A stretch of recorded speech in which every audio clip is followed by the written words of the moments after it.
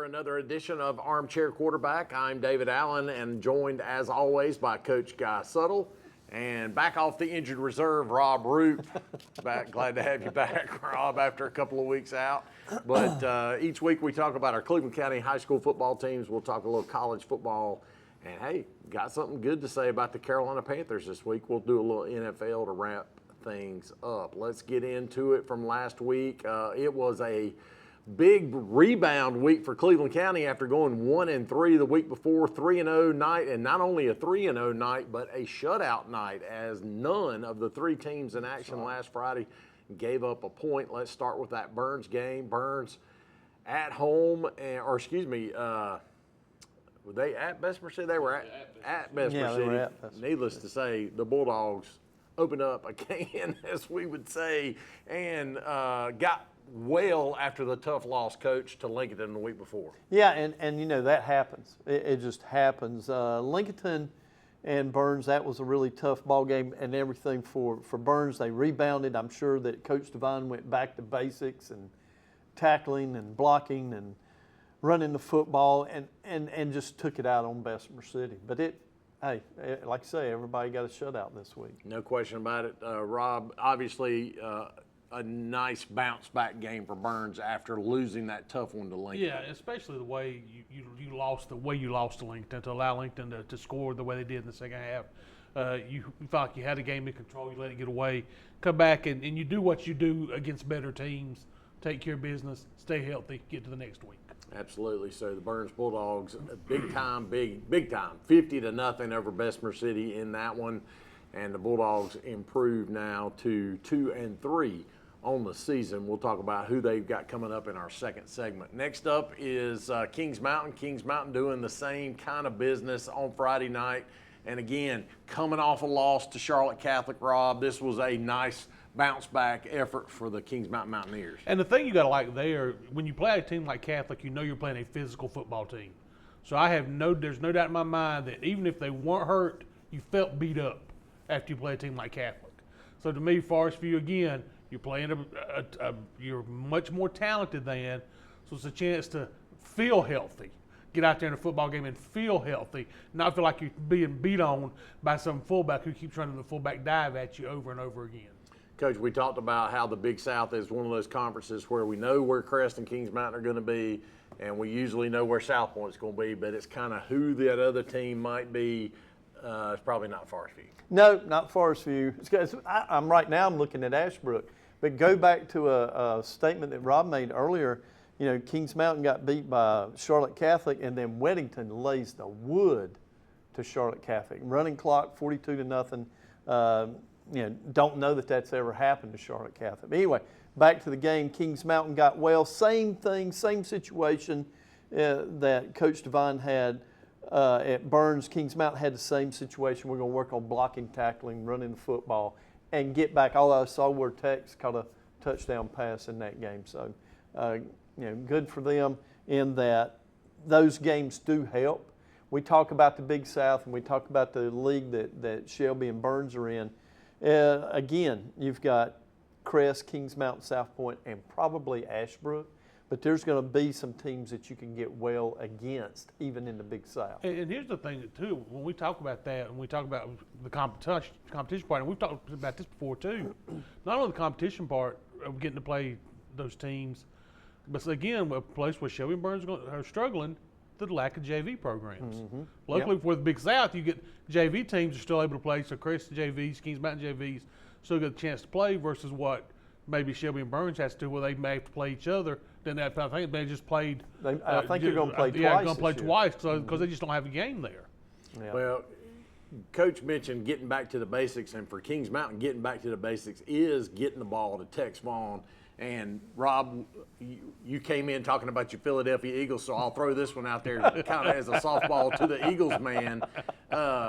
That's kind of what the Eagles did yesterday. Finally, in the second half, they threw the ball to A.J. Brown, whereas the first 2.5 games, they didn't throw it to him hardly at all. Yeah. And he had a big second half, and that's what Kings Mountain needs to do with Tex. Anytime you've got a game breaker, a game maker, a guy who's a difference maker, you've got to get him the football. Allow him to make plays. Give him the opportunities. If you're not taking advantage of that, then I think you got to question what you're doing out there as a coach. Absolutely. No question about what he did on Friday night, though. 49-0. Coach Herron and the Kings Mountain Mountaineers easily over Forest View. So there you go. We got a 50 and a 49, so that's a total of 99-0 so far. The biggest blowout of the night. Shelby playing Cherryville, coach, and we got some highlights of this one. Look at these helmets. I got on to the Cherryville folks for these helmets. They gone with the black helmet. You think, oh, man, we're going with a hard look. They got cherries on the side. Come on now. What in the world? Yeah. I don't have anything. Here's a catch that you're going to see. Yeah. He's going to show this one again in slow motion. That's Emmanuel Collins for Shelby. Watch this one-handed grab for Emmanuel. Pulls that thing in for a touchdown. Land Farmer, by the way, with his 5 touchdown passes in this game against Cherryville, is now the all-time passing touchdown leader in Shelby High School history. Now, I know some schools have a lot longer period of time where throwing the football was a big deal, but for Shelby, I mean, that essentially is since about 2011, Rob. Otherwise, prior to that, if you threw 5 touchdowns in a season, you were doing something as the quarterback for Shelby. Like the complete, and I'll never forget when Lance made that changeover and there was a big swath of Golden Line Nation saying, "What are we doing? What have we turned Shelby football into? Turned into what needed to be a track meet, and that's what it's turned into now for Shelby." Well, and Coach, one of the things that you could say about what's happened at Shelby with the air raid or whatever you want to call it is they have found ways to get the athletes the ball in space, even more so than you could out of the wing tee or the wishbone or whatever, and that has worked out really well for Shelby. Yeah, I mean the type, and they don't go down as touchdown passes, but everybody used to when back in the day when Shelby would have a 7-on-7 passing league game, everybody would chuckle. They said, yeah, they only got about 3 or 4 plays where they throw the ball downfield. Mike Biddix, who was the defense coordinator at Gaffney, we were doing them one summer, and they said, only passes Shelby's going to make those 4x4 passes backwards.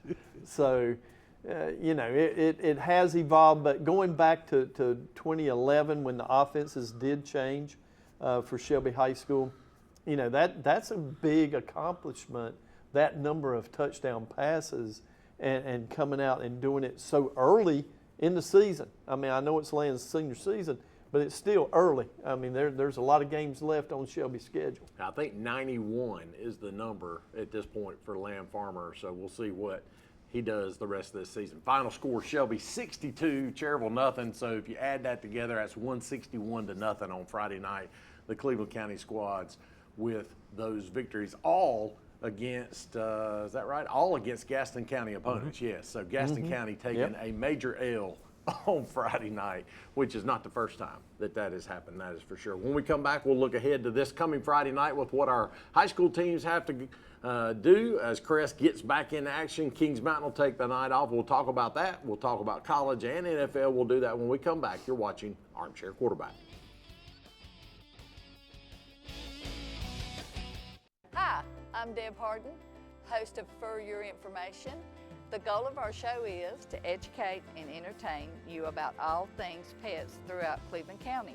We have various guests joining me each month to talk about dogs, cats, pigs, whatever kind of pet you can think of. Also each month, we will be joined by some furry friends looking for their forever homes. For your information each month, right here on C19 TV and online at www.c19.tv. Join us this October for Cleveland Community College Foundation's 5th Annual Yetis Athletics Golf Tournament. Your support funds student athletes, helping them succeed every step of the way. Play with purpose. Tee off for student success. Visit cccyetis.com to register today. Welcome back into Armchair Quarterback. I'm David Allen, joined as always by Coach Guy Suttle and Rob Root. Each week we'll look ahead in this segment anyway. We look ahead to what's coming up this Friday night. As I mentioned before the break, Kings Mountain is off this week, so they will have a bye. So no points going to be scored in that one against against Cleveland County. So we'll see if we can get another big shutout week. Let's start with Burns. West Lincoln at Burns.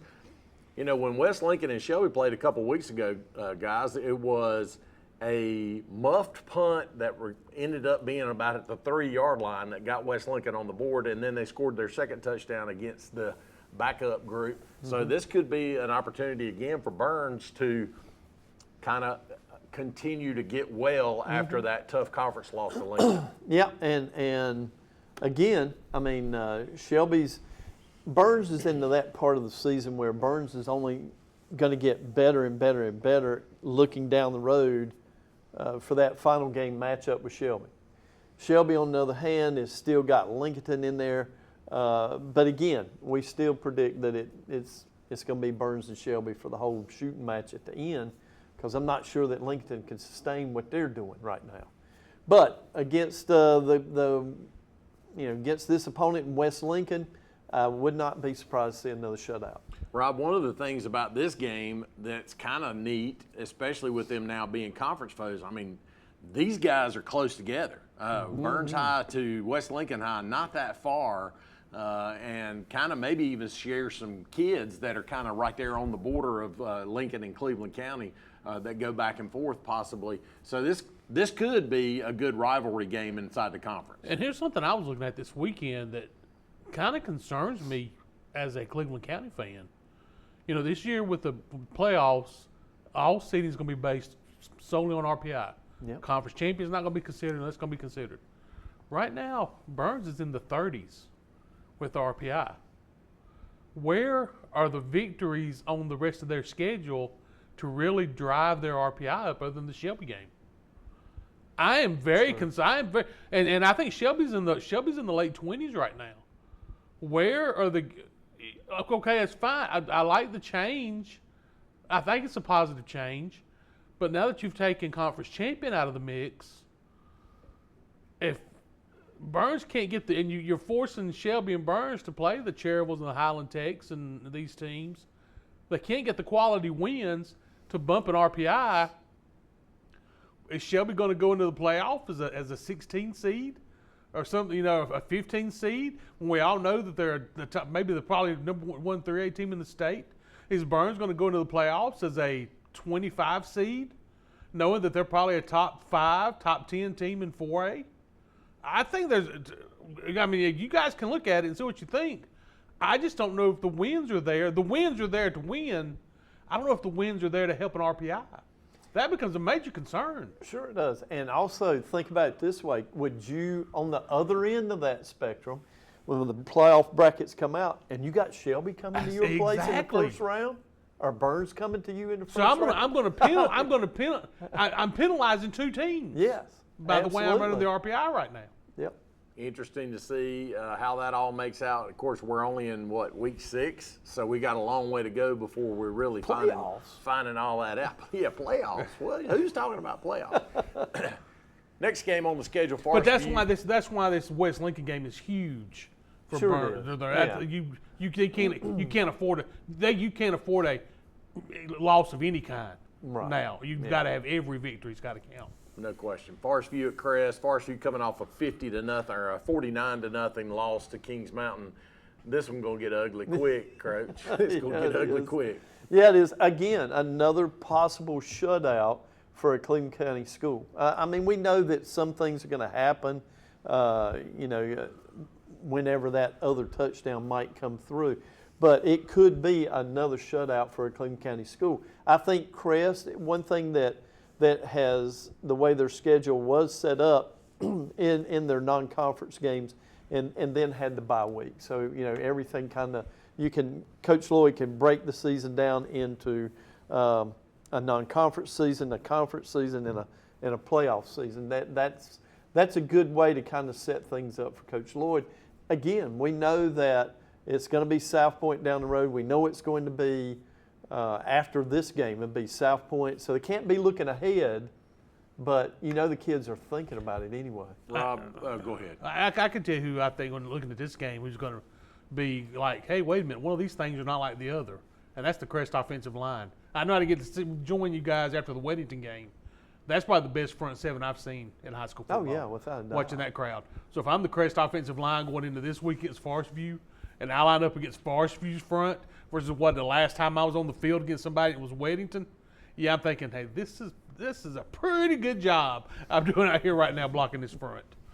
Well, last game of the week, looking at Stuart Kramer at Shelby, and I'm going to tell you something. When you look at the graphic that is on the screen right there under me right now, that's something you've never seen before probably, and that Stuart Kramer is 4-0. Now, Coach, they hadn't beat a soul, but they're 4-0, and they're going to bring a crowd, I would hope, to Shelby High Friday night. And they'll be gone by halftime. I mean, that's just what I think. I mean, Shelby has not. That 4-0 record and that 3-2, that's just two different animals completely. And I just think that Shelby's going to dominate here. They're going to be way faster than Stuart Kramer, and Stuart Kramer's not going to see overall team speed that Shelby's going to produce on Friday. And I don't disagree with him, Rob, but Stuart Kramer will have something that they don't typically have going into a game with a strong opponent, and that is tremendous amount of confidence after starting this season 4-0.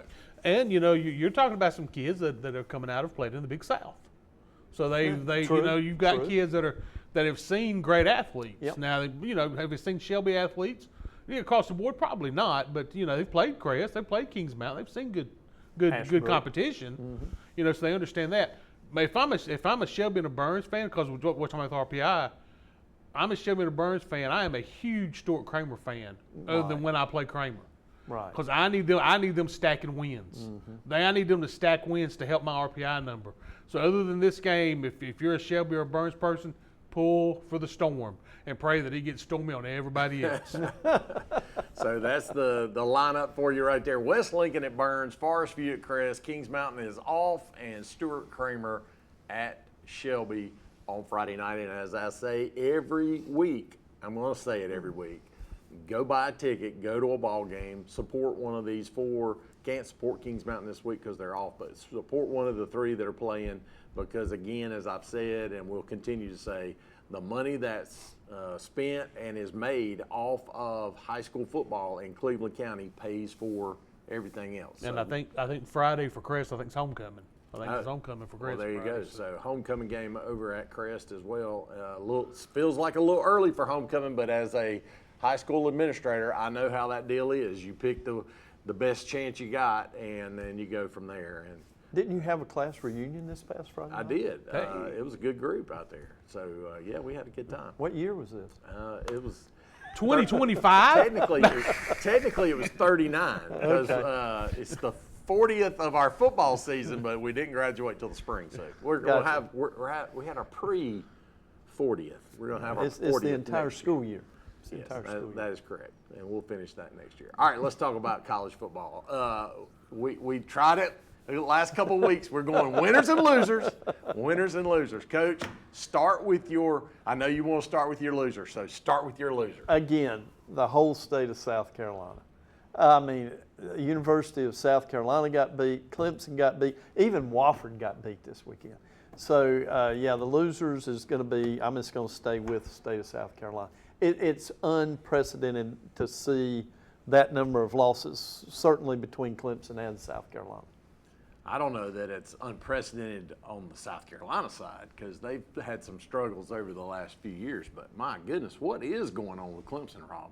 Well, I'll be honest, Dabo, you come out and you were high and mighty about how you weren't going to take transfer kids, and that's not the way Clemson did things. And maybe Clemson should have done these things because now you're going to start seeing some separation by the schools that are starting to figure this transfer portal thing out. Sometimes it's fine to rest on your laurels, but sometimes resting may get your butt at home. Well, I don't know if it has anything to do with transfer portal or not, because I'm going to tell you that my loser of the week is a team that brought in 70 through the transfer portal, and that's the North Carolina Tar Heels. Absolutely no semblance of offense under Gio Lopez, and I hate to pick on a kid there, and I don't know that it's his fault because it looks like there's plenty of blame to go around for the Tar Heels, but Coach Bill Belichick's boys got hammered again at UCF. And Coach, I know you're with me as far as the Carolina fan side of it, but the Tar Heels, they had a couple of wins against substandard opponents. Yep. And then when they go back to playing somebody that's, even or obviously they're better than them, but they just didn't have it. Yeah, and it's obvious that, I mean, it's just the defense is what's so surprising to me, because you got a father-son situation in the defensive side of the ball. You know that what Belichick's philosophy is. I just thought they would be better defensively than what they're getting. So yes, they have problems on offense, but I really thought that if you had told me before the season started that they were going to struggle and they were going to have the record that they have, I would say, okay, it's going to be 27-21. They're going to give up something. The offense is going to throw a pick six or something of that nature, but the defense would be solid. I'm not seeing that part. Definitely not seeing that part, Rob. And just to throw the other wrinkle in there, social media is still having a field day with the fact that he's got the 24-year-old on the sideline before the game. And so, again, as a Carolina alum and as a fan of Carolina and waiting to see what's going to happen with this Bill Belichick experience, I could do without that part. Yeah, and I got a kick out of some of the pictures out up there. Said, Dad, you said we were going to Disneyland after this was over and this and that. So it's bringing undue attention to a program that did not need that kind of attention. Mm-hmm. And that's what they're getting right now. Yeah, no doubt. All right, Rob, what you going to go with your loser of the week? My loser of the week, well, somebody made a call to animal control.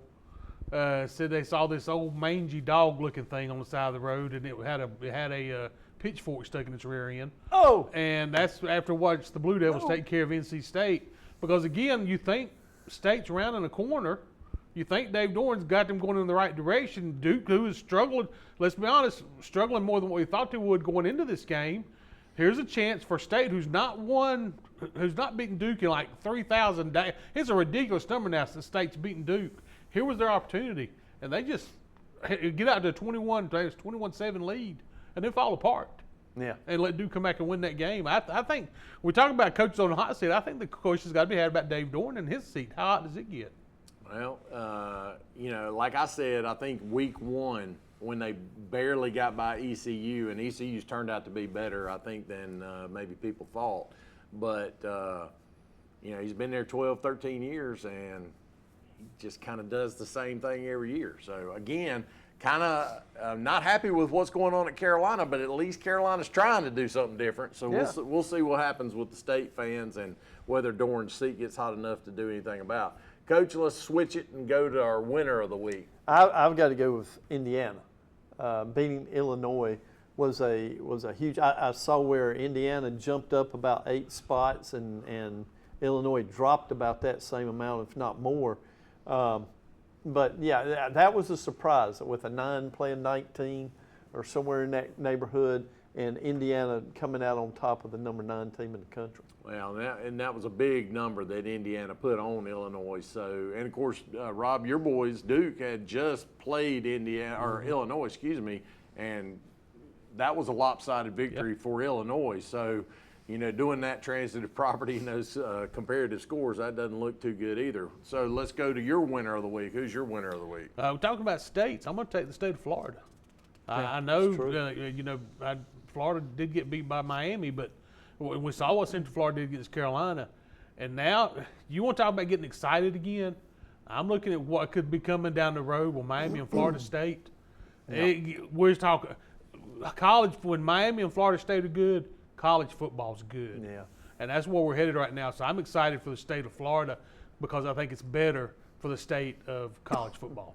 Well, my winner of last week was Tulane after the big win over Duke, so I'm gonna be fair. Ole Miss will be my big winner this week as they really laid the hammer down on Tulane. So we'll go. I mean, and that's SEC. So we'll keep an eye on Ole Miss. The one game that didn't come up in our winners and losers though was the Oklahoma-Auburn game. And the interesting thing about that is that game was decided by less than a touchdown or a touchdown because of a safety. There was a touchdown that happened in that game, basically a trick play Oklahoma ran where they sent a kid that was supposed to be going off the field, and he stopped right short of the sideline, and then he was the receiver on the touchdown pass. The SEC came out after the fact and said that play should have been ruled an unsportsmanlike conduct against Oklahoma. The touchdown should not have stood, and that would have been enough to have lost the game for Oklahoma. So that's a big game. That's a big call, but Oklahoma wins it. Auburn not happy about it, and I don't blame them. But Oklahoma now has had a couple of big wins, so we'll be interested to see. That's Coach Venables from former defense coordinator at Clemson, so we'll see how that translates as the season goes on. Just a couple of minutes left, but we got to talk about the Carolina Panthers. Carolina Panthers for the first 2 weeks looked like the Carolina Panthers have looked for the last several years. And Coach, what happened on Sunday? Offensive line got it together. You knew that one was coming because I blame all the losses on their offensive line. So the offensive line finally got it together.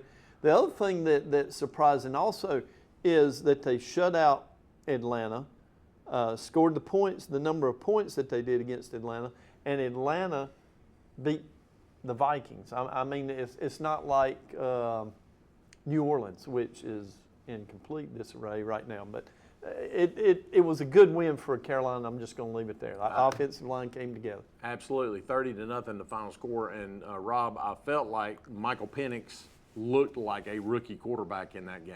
Yeah, he looked bad. He really struggled with the coverage that the Panthers thought there, and that's why I'm going to give the Panthers credit. I thought the defense, that's the best their defense has looked in a while. Really excited to see the progression there for the Panthers. Speaking of defense, none being played currently for my Dallas Cowboys as they absolutely looked horrible yesterday, losing to the Chicago Bears. Caleb Williams, who has looked poor in the first 2 games, and everybody was ready to say they should move on. Now they're talking about, oh my goodness, he's going to be a superstar. Rex Ryan on ESPN this morning said he's just going to be, whatever. The Cowboys' defense is terrible. Speaking of the Cowboys, NFC East opponent is Rob's favorite team, the Philadelphia Eagles. They were left for dead in that game against the Rams yesterday, and then how do they block 2 field goals, and how do the Rams allow them to block 2 field goals to win that ball game? Whenever Jordan Davis is in the middle, decides he wants to take out about 3 guys, he takes out 3 guys. And that's what you saw out of Jordan Davis twice yesterday. Returned the last one for a touchdown. Again, I thought I heard a great point made. The Eagles, the first 2 games played like they didn't want to lose. They finally played in the second half of that game yesterday like they wanted to win a ball game, and that's just what they did. Well, they're still probably the team to beat in the NFL, not just the NFC. The Green Bay Packers were supposed to be the next great NFC team, and lo and behold, they figured out a way to get a field goal block yesterday too, Coach, and lost to the Cleveland Browns. No, it's just there's a lot of parity. That's all I can say is the NFL is they're getting what they asked for in a lot of ways, but and I know that when teams do kind of rise above the rest, it helps with the NFL too. It builds rivalries and it's just a lot more competitive that way. Shout out to a Blue Devil, Daniel Jones. What a job he's doing for the Colts. 3-0 Indianapolis Colts, and his new nickname is Indiana Jones, That's not right. to be confused with Danny Dimes. Hey, we're about out of time. Big Monday night game, the Lions and the Ravens. I think this one's going to be a good one. Too bad it's on Monday night, and we've fit a video on Monday night, so we won't get a chance to talk about that till next week. But enjoy that one tonight on Monday Night Football. That's all the time we have this week for Armchair Quarterback. We'll see you right here next week on Armchair Quarterback.